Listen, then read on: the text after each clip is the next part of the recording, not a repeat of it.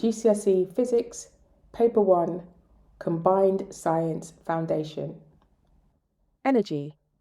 Energy stores and transfers. Energy cannot be created or destroyed, which means it can only be stored or shifted from one place to another. There are 8 energy stores that you must memorize for the exam. Anything that moves holds kinetic energy, while anything lifted high above the ground contains gravitational potential energy. Elastic potential energy is stored inside anything stretched or squashed, like a rubber band. Thermal energy relates directly to heat, meaning the warmer an object gets, the more thermal energy it stores. Chemical energy is locked inside the bonds of food, batteries, and fuels, while nuclear energy is trapped deep inside the nucleus of an atom. Finally, electrostatic energy exists between interacting electrical charges, and magnetic energy behaves similarly between magnets. Energy shifts between these 8 stores in 4 distinct ways. It can move mechanically by a force, electrically by a current, by heating, or by radiation using light or sound waves. When reviewing this, be careful never to say energy is used up or lost. Examiners do not accept that phrasing and will penalise you for it. You should always say energy is wasted or dissipated into the surroundings, usually as useless thermal energy. Kinetic and potential energy calculations. What goes up must come down, and in physics, this means energy stores are constantly trading places. At the top of a roller coaster, there's maximum gravitational potential energy, but as it falls, that store empties and fills the kinetic energy store instead. You need to master 3 core formulas to calculate these changes.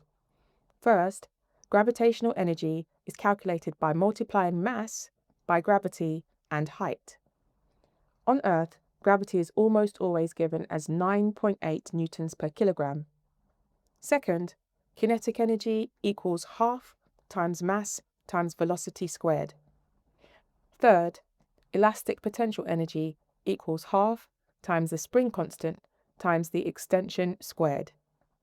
The spring constant just tells you how stiff a spring is, while extension is how much longer the spring got, not its total length.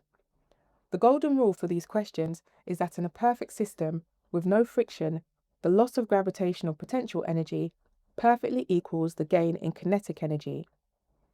If an exam question says a falling object drops and loses 100 joules of gravitational potential energy, you do not need to do any more maths to find the kinetic energy at the bottom because it's exactly 100 joules. Specific heat capacity and required practical 1. Why does a concrete pavement get scorching hot under the sun while a swimming pool stays nice and cool?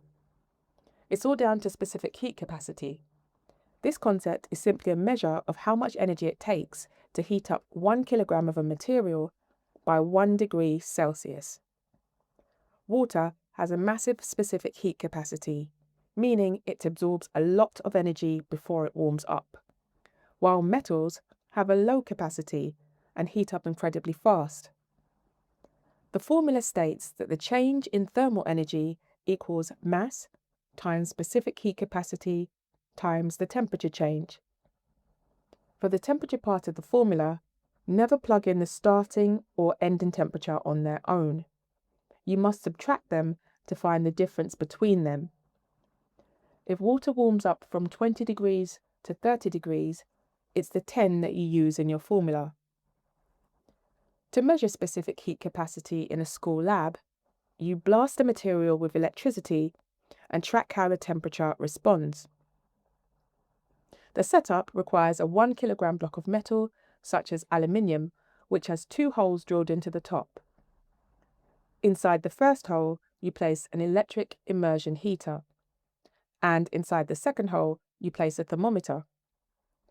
The heater is connected to a power pack and a joule meter, which physically counts the energy entering the block. First, you measure the mass of the block using a digital balance. Second, you wrap the block tightly in an insulator like bubble wrap to stop heat escaping into the air.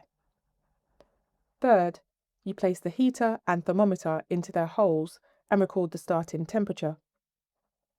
Fourth, you turn on the power supply and start a stopwatch, leaving the experiment running for 10 minutes. Finally, you record the ending temperature and the total joules shown on the joule meter. You then rearrange the formula so specific heat capacity equals energy divided by the mass times the temperature change. Examiners will often ask why your calculated lab value is higher than the official textbook value. The answer is always that thermal energy escaped into the surroundings rather than going into the block. To fix this error, you tell the examiner you'll add more insulation to trap the heat. Work is done whenever a force moves an object or when an electrical current flows through a wire. The formula is straightforward because work done equals force multiplied by distance, where work is measured in joules, force in newtons, and distance in meters. Power measures how fast that work is being done or how fast energy is being transferred. The two formulas state that power equals energy divided by time, or power equals work done divided by time, where power is measured in watts and time is in seconds. Efficiency measures how much useful energy you get out of a machine compared to what you put in. Because energy is always wasted as heat due to friction, no machine is ever 100% efficient. You calculate this by dividing the useful output energy by the total input energy. The exam will often test this using a Sankey diagram, which represents efficiency visually. The total width of the arrow on the far left represents the total input energy. The arrow path that continues straight ahead represents the useful output energy, while the branch that bends sharply downwards represents the wasted energy. Houses reduce energy bills by using loft insulation to trap air, cavity wall insulation to stop air circulating between brick layers, and double glazed windows to create a vacuum gap between two panes of glass. On a larger scale, countries must choose between non-renewable and renewable energy resources to generate electricity. Non-renewable resources like coal, oil, gas, and nuclear fuel will eventually run out because they can't be replenished as fast as they're consumed. They are, however, highly reliable because they burn on demand. But burning fossil fuels releases carbon dioxide, which drives global warming, and sulfur dioxide, which causes acid rain. Renewable resources like wind, solar, and hydroelectric power will never run out. They're clean because they do not emit greenhouse gases during generation, but they are unreliable because if the wind stops blowing or the sun goes down, electricity generation drops to zero. Never write the phrase "it causes pollution" in your exam because you will get 0 marks. You must be specific by stating exactly what gas is released and how it damages the environment. Electricity, circuit symbols, and electrical charge. Electrical current is an invisible traffic jam of tiny particles called electrons flowing through a wire. To map out these circuits, you must recognize universal symbols. A battery is drawn as 2 or more cells connected together, where the long line represents the positive terminal and the short line represents the negative terminal. An ammeter measures current and must always be wired in series within the main loop, while a voltmeter measures potential difference or voltage and must be wired in parallel like a bridge across a component. There are also special resistors like the light-dependent resistor, which is a rectangle inside a circle with arrows pointing at it, and a thermistor, which features a diagonal line with a flat foot cutting through the rectangle. To calculate the movement of these particles, you use the formula where charge flow equals current multiplied by time. Charge is measured in coulombs, current in amperes, and time in seconds. Current represents the speed of the traffic, while charge is the actual amount of electrical stuff that passed by. Be careful of the time trap in this calculation. Examiners will almost always give you the time in minutes or hours. You must convert it to seconds first by multiplying by 60, or your entire answer will be wrong. Ohm's law. To make electrons move through a wire, you have to give them a physical push, and that push is called potential difference or voltage. However, the wire fights back against this movement, and that restriction is called resistance. You can imagine this like water moving through a garden hose. Turning the tap on high increases the water pressure, which represents voltage. But stepping on the hose squashes the path, which represents resistance. Ohm's law connects these ideas together in the formula where potential difference equals current multiplied by resistance. Resistance is measured in a horseshoe symbol called ohms.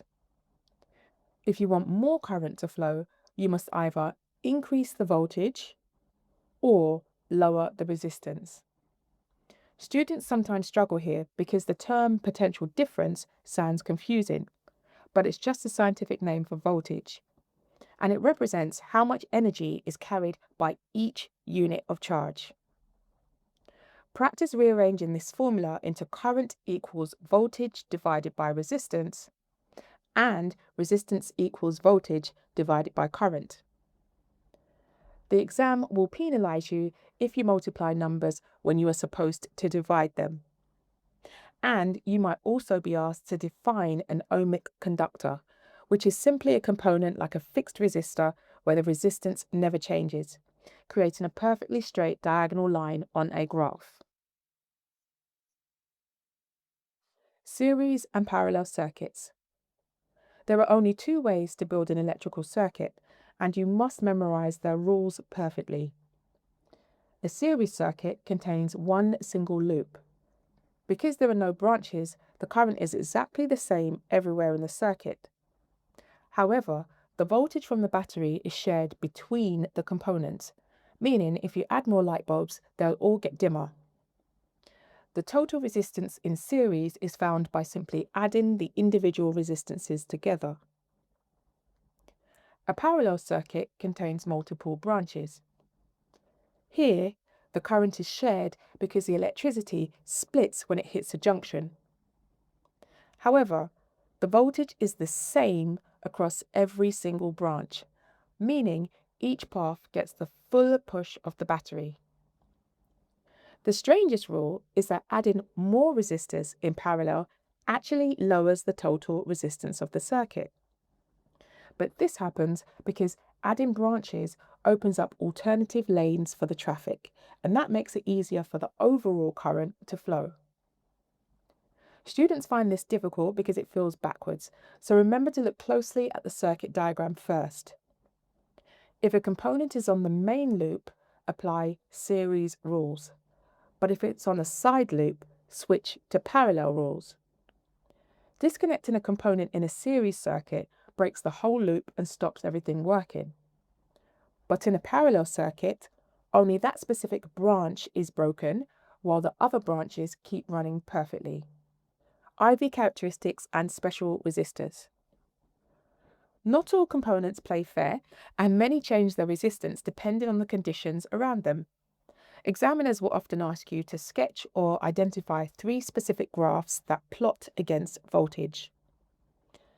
A fixed resistor creates a perfectly straight diagonal line through the centre because current is directly proportional to voltage. A filament light bulb creates an S-shaped curve because as more current flows, the metal wire gets hot, causing the atoms to vibrate and increase the resistance, which levels off the graph at the top and bottom. A diode shows a flat line on the left and shoots straight up on the right because it only allows current to flow in one single direction due to a massive resistance in reverse. You also need to know two special sensor resistors using simple acronyms. For a light-dependent resistor, remember the word LERD, which stands for light up, resistance down. For a thermistor, remember the word TURD, which stands for temperature up, resistance down. These graphs and sensors link directly to your required practicals. To change the voltage and get different readings in the lab, you must use a variable resistor in your circuit to alter the flow manually. Mains electricity, wiring and safety. The electricity from a small battery flows in one direction only, which is called direct current. However, the electricity coming out of your kitchen plug sockets constantly switches direction back and forth, which is called alternating current. You must memorise the UK mains values, which sit at a frequency of 50 Hz and a potential difference of 230 volts. Inside a standard plug, there are 3 colour-coded copper wires. The live wire is brown and carries the dangerous 230 volts into the appliance. The neutral wire is blue, and it sits at 0 volts and completes the circuit by carrying current away. The earth wire has green and yellow stripes, and it sits at 0 volts and is a safety wire that only carries a current if a fault occurs. If a live wire snaps inside a metal toaster and touches the casing, anyone touching the toaster will get a fatal shock. Because the metal casing is wired to the earth wire, the electricity surges down to the earth wire instead. This sudden massive surge of current instantly melts the thin wire inside the fuse, and this breaks the circuit and isolates the power safely. To remember the positions of the wires inside the plug, use the letters of the colours. Blue goes to the left, brown goes to the right, green and yellow stripes go to the top. If an appliance has a plastic case, it is double insulated and does not need an earth wire because plastic cannot conduct electricity to give you a shock. Power equations and the national grid. While your basic circuit formulas track the internal traffic of electrons, the electrical power formulas track the actual output of an appliance. Power measures how fast the machine converts electrical energy into useful work or heat. You have 2 formulas to calculate this value in watts. First, power equals current multiplied by voltage. Second, power equals current squared multiplied by resistance. Just like the kinetic energy formula, you must square the current first before multiplying it by the resistance. If the current doubles, the power loss increases by 4 times. Once electricity leaves a power station, it travels across the country through a network of cables and transformers called the national grid. Transmission wires have resistance, which means sending current over long distances wastes massive amounts of energy as heat. To fix this, a step-up transformer boosts the potential difference really high before the electricity enters the long-distance cables. Because the voltage goes up, the current drops drastically, keeping the wires cool and saving energy. Right outside your city, a step-down transformer reduces the voltage back down to a safe 230 volts before it enters your home plugs. When writing about this, never say transformers change the power or the electricity. You must state clearly that they change the potential difference and the current. Particle model of matter. Density. Density is simply a measure of how tightly packed the particles are inside a substance. The formula states that density equals mass divided by volume, and it's usually measured in kilograms per meter cubed. You need to know how to compare the 3 states of matter. Solids are highly dense because the particles are tightly packed in a fixed, regular pattern. Liquids have a medium to high density because the particles are still close together but can slide past one another. Gases have an incredibly low density because the particles are far apart and with massive gaps between them.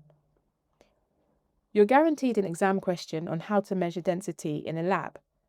For a regular wooden cube, you find the mass on a balance, measure the size with a ruler to calculate the volume, and divide mass by volume. For an irregular object like a bumpy stone, you use a special container called a Eureka can. You fill the can with water until it's level with the bottom of the spout and place an empty measuring cylinder underneath it. When you gently drop the stone into the water, it displaces some water. The volume of the water that overflows into the cylinder is exactly equal to the volume of the stone. You then divide the stone's mass by this overflow volume to find the density. To avoid errors, always read the volume from the bottom of the curved water surface at eye level. Internal energy and latent heat. Every object stores internal energy, which is the sum of the kinetic and potential energy of its particles. Kinetic energy tracks how fast the particles vibrate, which we measure as temperature, while potential energy tracks how far apart the particles are. When you heat a substance, you increase its internal energy, which either raises its temperature or changes its state, but it never does both at the same time. On a heating graph, the sloped lines show the substance warming up because the kinetic energy is rising. The flat lines show a change of state, like ice melting or water boiling, where the temperature stays exactly the same because the energy is being used to break bonds. This raises the potential energy instead. Specific heat capacity deals with temperature changes, but specific latent heat is the energy needed to change the state of 1 kilogram of a substance without changing its temperature. The formula states that energy equals mass multiplied by specific latent heat. Latent heat of fusion applies to melting or freezing, while latent heat of vaporization applies to boiling or condensing. Gas pressure. Gas pressure is caused by a microscopic game of dodgeball played inside a container. When gas particles move around rapidly, they collide with the walls, exerting a tiny force at a perfect right angle to the surface. If you heat a gas up, you increase the average kinetic energy of the particles, causing them to move much faster. Because they're moving faster, they hit the walls of the container much more frequently and with greater physical force, causing the internal pressure to spike. When writing about gas pressure, avoid vague phrases like the particles bounce around more. You must write the exact keywords, stating that the particles collide with the walls more frequently and with greater force. Atomic structure and radioactivity. The history of the atom. Our model of the atom changed completely over time due to experimental discoveries. Originally, John Dalton thought atoms were just solid, unbreakable spheres. Later, J.J. Thomson discovered the electron and created the plum pudding model, picturing the atom as a solid ball of positive charge with tiny negative electrons stuck inside like fruit in a pudding. This model was completely destroyed by Ernest Rutherford during the alpha scattering experiment. Rutherford fired positively charged alpha particles at a really thin sheet of gold foil. He expected them to pass straight through.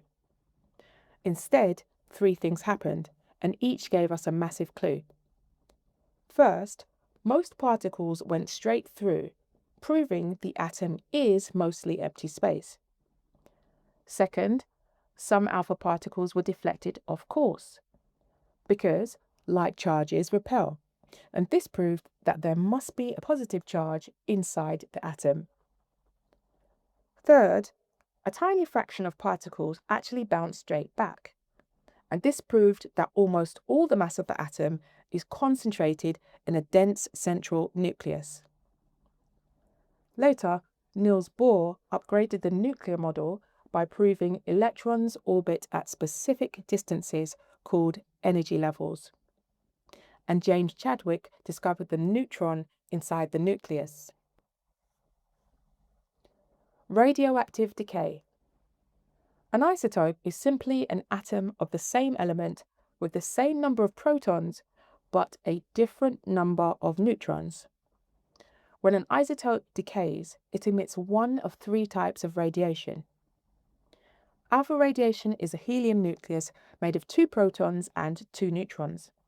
It's big and heavy, and this gives it a high ionizing power to damage cells, but a low penetrating power, meaning it can be stopped by a single sheet of paper. Beta radiation is a fast-moving electron ejected when a neutron inside the nucleus transforms into a proton and an electron. It has medium properties and is stopped by aluminium. Gamma radiation is a pure electromagnetic wave of energy. It has low ionizing power, but incredible penetrating power, and it requires thick lead or concrete to stop it. The exam will ask you to complete nuclear equations where the top and bottom numbers must balance across the row. During alpha decay, the top mass number drops by 4 and the bottom atomic number drops by 2. During beta decay, the top number stays exactly the same, but the bottom number goes up by 1 because you gained a proton. Gamma decay changes absolutely nothing at all. Half-life, irradiation, and contamination.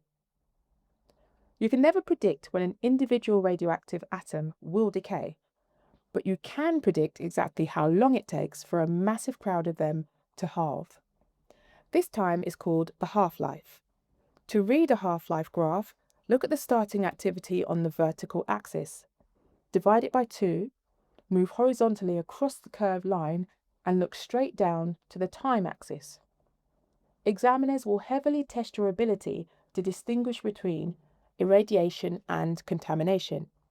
Irradiation occurs when an object is exposed to radiation beams from an outside source. The rays pass through the object, but the object never becomes radioactive itself, just like stepping into the sun does not make you emit sunlight. Contamination occurs when radioactive atoms physically get onto your clothes or inside your body. The source is now stuck to you, meaning you are radioactive and will continue to emit radiation until the atoms decay or are washed off.